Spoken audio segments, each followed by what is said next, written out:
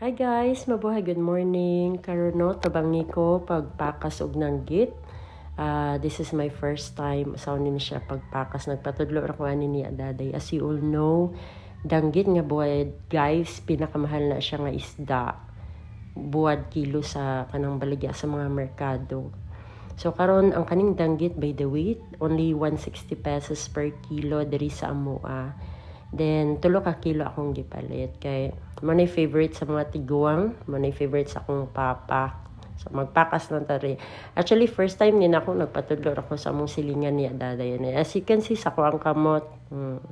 Walo na day.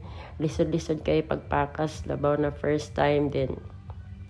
Nasa na sagol nga mga itong mga isda pero ako ratong pritohon, ako ratong tuwaon, paksiwon kay lami kay ito siya. Tara, manana siya ka ng asin guys. Kung magbutag asin, humula na nimo ko sa oras. Pag human, imo sa na siyang waswasan kaduha or katulo. Dayon dara, buwad na ta. Kusog kayong init guys. Naslula siya na. Ako na siyang ibuwad, init kahapon. Bukas na dayon na siya. Dayon, hapon na, pwede nang ugaha sa buwad, pwede labi na kayo na apritohon guys. Nagyapon slula siya na naglingkod na sa daplin. Ako na nagpanghipos para ako na sa